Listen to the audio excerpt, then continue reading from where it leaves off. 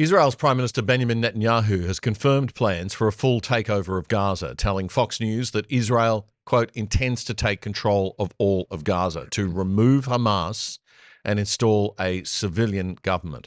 Hamas has condemned the plan, accusing Netanyahu of sacrificing hostages for political gain.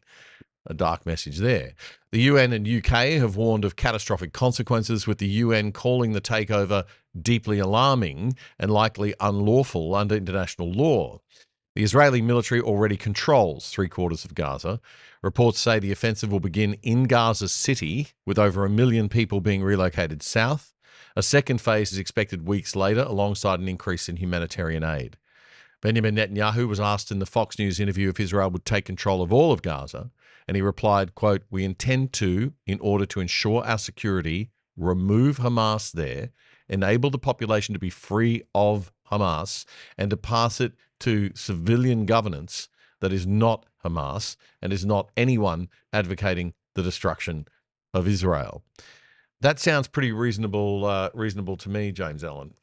Is that not consistent with international law as you know it? Or? I mean, I'm not a big fan of international law. I've written against it. Once you understand how international law works, the domestic law of any democratic country is better. You've got treaty-based law, and then you've got this sort of common law type international law, which is basically you can only make that if you're committed to the enterprise. And so I have always been somewhat skeptical. It's thoroughly undemocratic international law. It's fine if you're making a treaty. Americans take treaties seriously. You have to get passed by 2/3 of Congress or the Senate.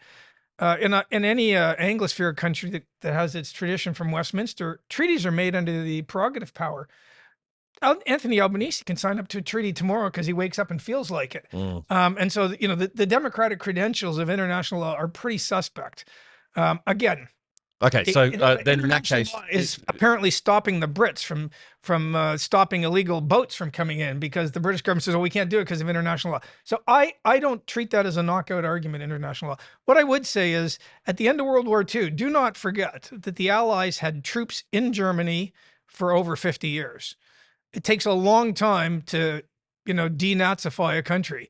And so no one seemed to have a problem with, they went in, they ran the country for quite a while, and then they left troops. And I'm not talking about the Soviets in Eastern Germany. Okay, so it's a fairly normal process. I don't know how else you deal with a country after a war. Yeah, well, unfortunately, leaving too quickly, as we've seen so often in the recent wars, is not a good idea either. Yeah, well, that's true. John, just quickly, your thoughts on the comments by Prime Minister Netanyahu. I saw the interview on Fox this morning. Okay, now Benjamin Netanyahu is lying.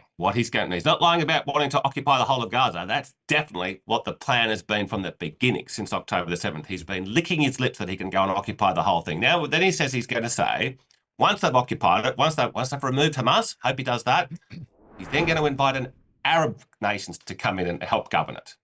He's lying. That's never going to happen. Firstly, no Arab countries will be interested.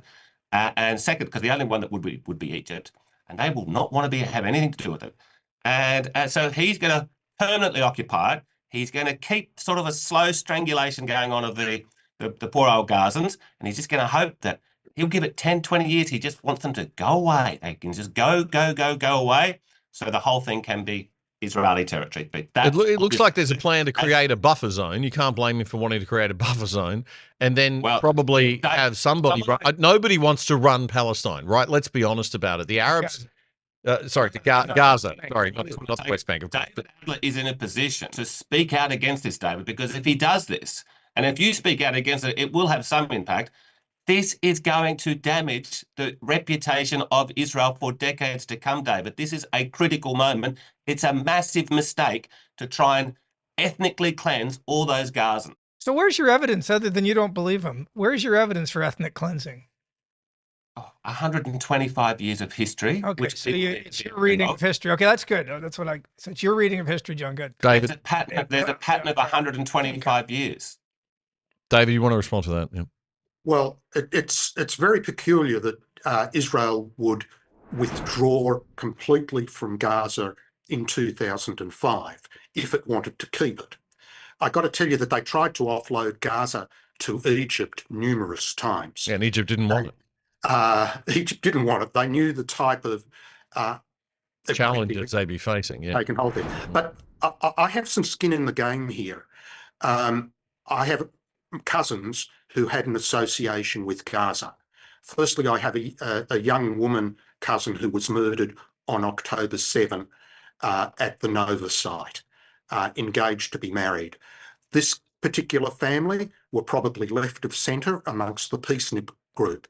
They had a business in Gaza before 2005. It was industrial sewing, manufacturing. And they used to tell me stories of going into Gaza to enjoy the food, the cafes, the restaurants. They would even take the family cars into Gaza to get serviced because the Arab mechanics would charge less than the Israeli mechanics. So there wasn't best mates, but under Israel control prior to 2005, there was actually a working civil relationship. Israel had built a greenhouse-based agricultural industry, profitable exports, cut flowers, vegetables, those sort of things. Immediately after Hamas took control, they destroyed all the greenhouse industry. Hamas started digging up the irrigation pipes to form rocket casing.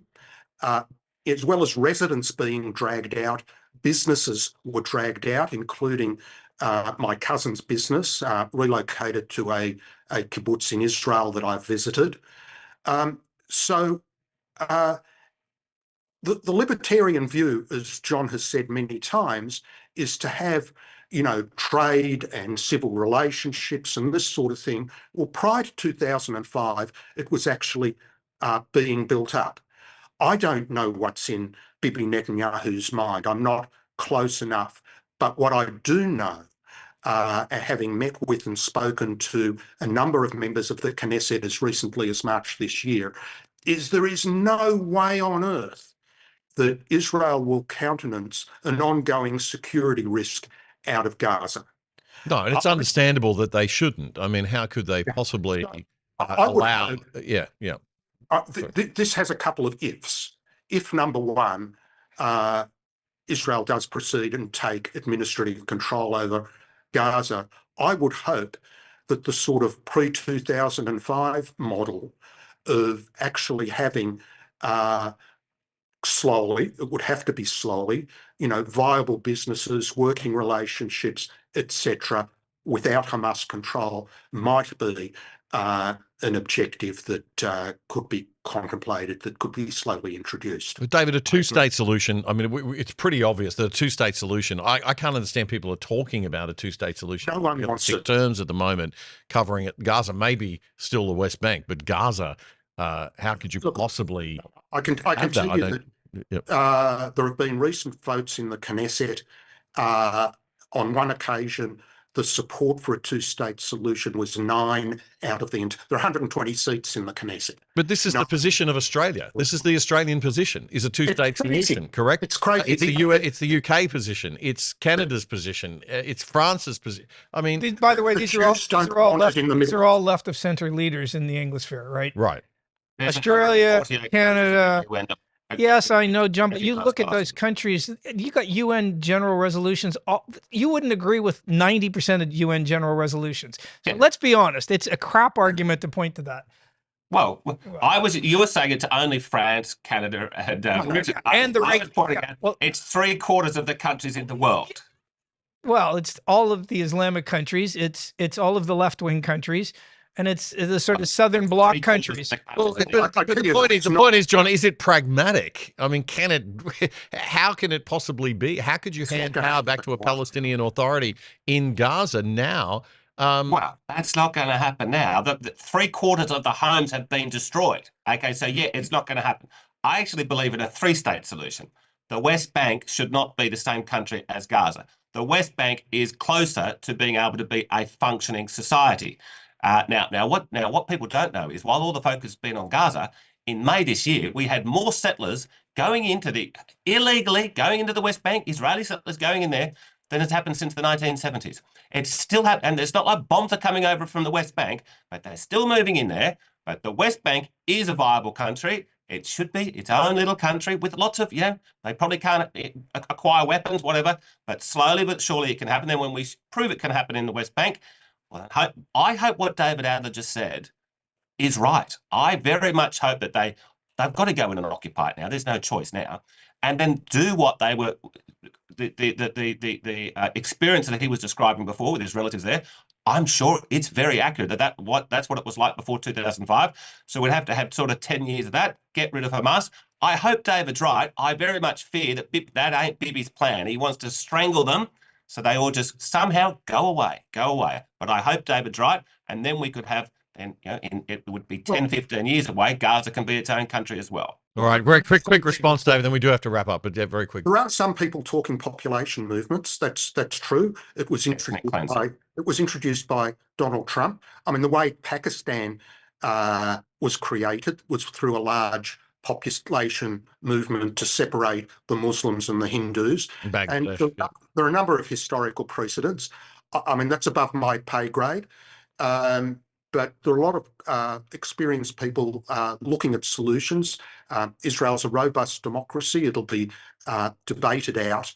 But security is clearly now and will be for the foreseeable future the number one priority. Yeah, and let's not forget October 7, and there needs to be some. I think certain privileges are gone now, given what happened on that particular. But just one final comment. The people on the ground, there are very, very few on any side that wants this fictitious two-state delusion. For a whole variety of reasons and different reasons, the vast majority of Jews don't want it, and the vast majority of Arabs in Gaza and in Judea and Samaria, which is wrongly called the West Bank, they don't want it either. And the Arabs that are citizens of Israel, and don't forget that Israel has 20% Arabs, they don't want it either because they see that the benefits of living under a democratic governance of Israel, although it's not without its problems, is way superior. I mean, they've got many choices, but they choose to stay in Israel. So it only exists in the deluded minds of some Western leaders and those that are anti-Israel. All right. Well, gentlemen, thank you. We have to wrap up. David, sorry to cut you off, but we do have to wrap up. We are out of time. And I thank you all very, very much for joining us and for this vigorous discussion. It's been a very healthy episode, I think, to sort of talk these things through in a fairly civilized way. So thank you also, John and James, for your time as well.